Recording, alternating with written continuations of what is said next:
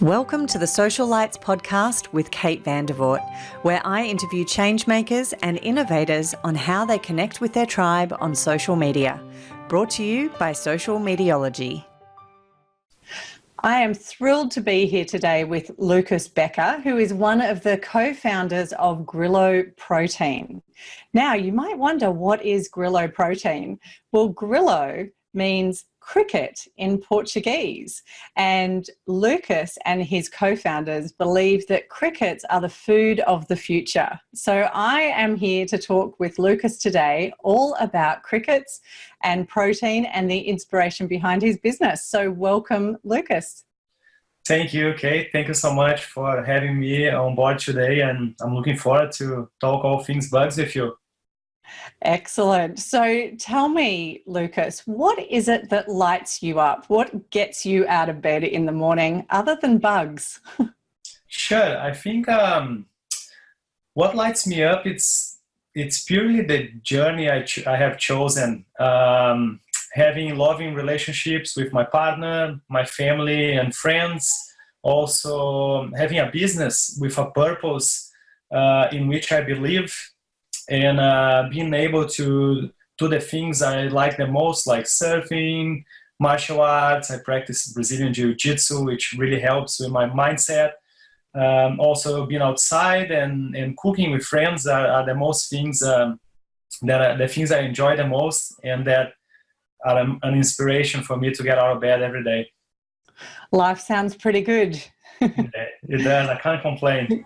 So tell us a little bit about your journey up to launching Grilo Protein. So before this came about, what were you doing? How did you get to where you are? Sure. So there are 4 co-founders in the business. It's myself and my partner Camila, with her sister Martina, which happened to fall in love with my best friend Pedro. So the 4 of us were living together for about 3 to 4 years. And we were working in hospitality. Martina has been working in marketing, and Camila is a graphic designer as well. The boys are both chefs, so always been very passionate about eating well and also being outdoors. When we moved to Byron about 6 years ago, we really changed our perception about the way we not just eat our food, but also produce and how we source our food. And we always wanted to start a business where the 4 of us could combine our skills and work together. And like I said, have a business with a purpose, not just to make money, but something that we're also proud of. Wow, there's a reality TV show in there somewhere, I'm sure. Not every business has a love story behind ours does. Yeah, well, it sounds like that love story is not just amongst the people, but for the product and the purpose as well, which is fabulous. So you've talked a little bit about why you started the business, but what's the vision for your business? Fill us in on Grilo Protein and the vision. Well, our vision is a planet and its people powered by future conscious food. So like I mentioned, we've always been driven towards eating healthy, but also sustainability has been a huge player in our lifestyles, where we always striving to choose our food more sustainably from local producers, also trying to eat organic as much as possible, and just making small changes in our daily habits, things like grabbing our bag before we go shopping so we can avoid plastic. And other small things on driving less if possible, trying to reduce our food miles as well by sourcing from local producers. So there's a lot of things we try to incorporate in our life to drive towards that vision, and also sharing our knowledge and educating people on eating bugs. I think it's how we're mostly driving towards that vision. So talk to us more about the bugs and how all of that works, and even how you came up with crickets. Sure. Like, why not cockroaches? Yeah, that's right. So the way it all started is my sister-in-law, Martina, she was getting ready to run her very first half marathon. And she was running every morning. She would wake up at 4:30 every morning. We could hear the alarm from our bedroom. 5 a.m. she would start running no matter what. If it was raining, sunny, hailstorm, she would be there running her 10, 12, 15, 20 Ks to get ready for it. But she noticed because she was exercising much more, she was always feeling very tired at the end of the day. Back then, we were on a vegetarian diet, and she realized that she was lacking protein and also a few vitamins, including vitamin B12. When she did her research, she looked for help from naturopaths and started to look for alternatives that could fulfill those vitamin needs that she had, that were not taking a medicine or doing a B12 shot or using not food as her medicine. So she came across a few protein alternatives in the US, in Canada, and she noticed that crickets was said to be one of the next big things in healthy foods. She then started to order cricket powder from a few different places to try it. And after a couple of weeks, she was feeling much more energetic. She felt that she was able to go through the day without being so tired and without having to go back into eating meat. That's when we had a chat about a possible idea to create a business. And since we saw the trend was taking off in America, we thought it would be a good thing to bring it to Australia and create something out of it. Wow. And so what did that process look like? Did you go out into the garden to look for crickets? How did you, I know, I'm sure that's not what you did, but you decide you want to make a product out of crickets. What do you do next? Yeah, so we ordered cricket powder from a lot of different cricket farms all around the planet. We used a couple, one of the local cricket farms in Australia. We also tried some from Vietnam, Thailand, Canada, the US as well. And we were looking for the one that would be the best fit for our market needs. We then decided to go with one of the farms which is based in Canada. And we ordered our first lot of cricket powder and started to experiment in all our daily recipes. So crickets became a thing in our home. A lot of times we would have friends coming over for dinner and they would be afraid of having bugs on their food. But we easily overcame that objection, and everyone that comes around now know that there will be bugs for sure in one of the dishes. They cannot always see it, but they know it will be there. Well, I saw on your, I think it was your Facebook page, a recipe for, I think it was sweet potato brownies with cricket powder, which sounded strangely intriguing and enjoyable. Exactly. And that's one of the things we always try to do. One of our core values is innovation and being alternative thinkers. So instead of doing the old classic brownie, which also tastes nice, but it's just a very basic recipe, we thought of doing something a bit more alternative that would actually open people's mind on to not just using crickets, but also using sweet potato, which has a lot of nutrients. And it's mainly using on savory things, but it can also be used in cakes. So Pedro, who is a very talented chef, designed that recipe. It didn't last a day in our headquarters, but it was very, very nice to see it happening. It was a very good one. Yeah, it looked delicious. My mouth was watering. So tell us about the products. What have you developed from the cricket powder? Sure. So we have the plain cricket powder, which is basically just crickets roasted and ground into a very fine powder. We use this powder to create our range of energy bars. So we have 3 flavors now. We have a cacao fudge, a choc mint bar. That's the one. That's my favorite. And I'm going to eat this on the podcast. So I'll let you finish and then I'm going to taste this and let people know what I think. Sounds great. I can't wait to hear. And we also have a banana banoffee pie cricket energy bar as well. And we also designed a range of powders, which are cricket powder mixed with a few superfoods. We have an option for a high protein chocolate. and also Supergreens and Crickets, which is a very good option for people to add into their smoothies, create desserts. The high protein chocolate, it's not just for smoothies and drinks, but you can also add into your muffins, cookies, any other dessert. Even on that sweet potato chocolate brownie, you could make it high protein as well. Mm-hmm. Then we have recently just launched our roasted crickets, which is the whole insect. We've been getting very good feedback. It's a quite intriguing product, but we're happy to see that people are taking the leap and choosing to eat more sustainably. I'm really glad you started me out with this one and not whole crickets on camera. That's true. That is actually really delicious. It's nice, isn't it? It's really delicious. I was vegetarian for the first 34 years of my life, and I've been eating meat for the last, that will give away how old I am, the last little while, the last few years. And trying new and different things isn't probably something that I would generally lean towards, but crickets wouldn't have been my first choice, but that is actually really delicious. I'm enjoying that. So can definitely highly recommend trying them. And I put greens in my smoothie every morning. I'm going to try the greens with cricket powder because that sounds amazing.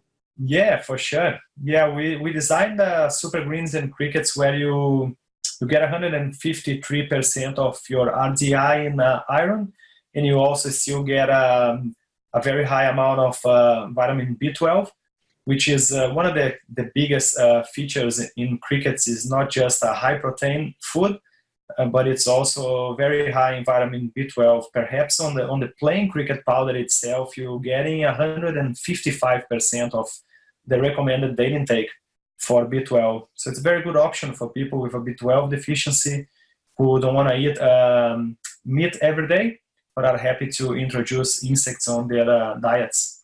Yeah, and there are so many groups of people who are in that, in that category of being iron deficient. So lots of different applications for it. I know when I was pregnant, that was a big thing, was my iron. It would have been so much easier to do this to up my iron than some of the things I had to do. For sure. We have a few moms that were pregnant, and they came up to us and they said they were having a very good experience in using the Supergreens and Crickets on their through their pregnancy. And it's funny that there's a few of them that now the kids, after they turn 1 or 2 years old, they have a sip on the smoothie, and they also starting from early eating bugs, which is just normal. Maybe that's another product line for you, baby food. It could be. Yeah.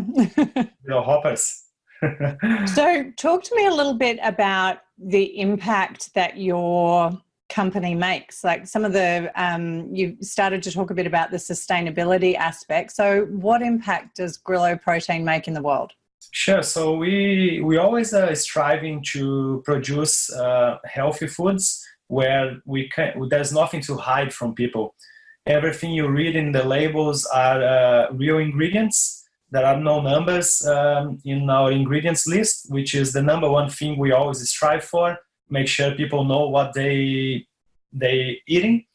And also sustainability for us is a very big driver. We want to do things more sustainably, not just in our personal lifestyles, but also in our business as well. Of course, it's very challenging for a small business to introduce everything from compostable packaging and having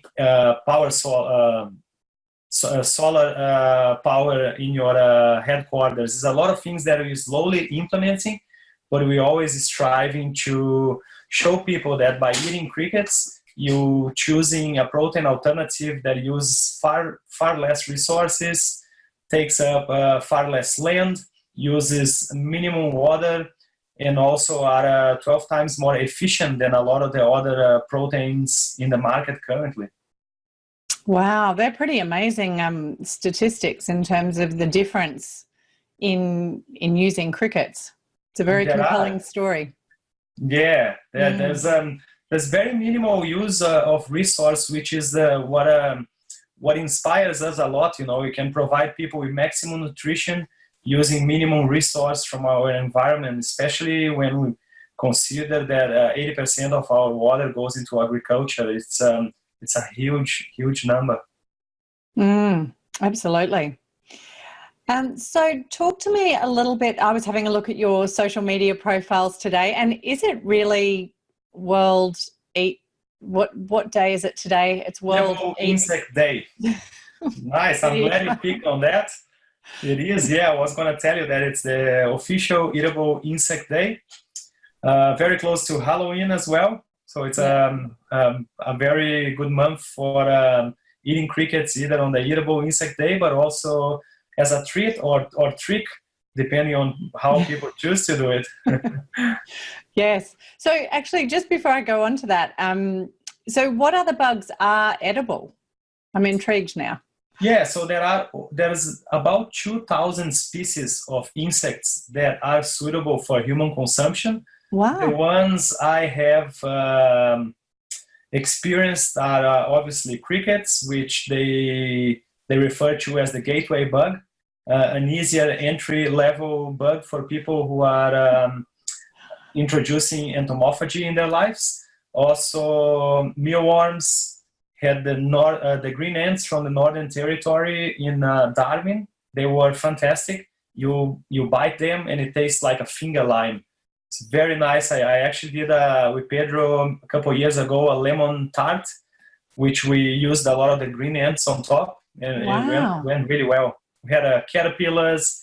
There's some people who are eating tarantulas, especially in places like Cambodia, scorpions. There's the Mapani worms in Africa. There's a lot of different insects which are used all around the planet. Chapulines in Mexico, a lot of locusts. So there's far more options on eatable insects, but only a few of them have been brought into the tables so far. Fascinating. I would never have thought about all of that had we not been talking. And so talk to me a bit about how you use social media to connect with your tribe and the community that you're kind of building around your business using social media. Yeah, so social media, it's been a very powerful tool for us to communicate with our community.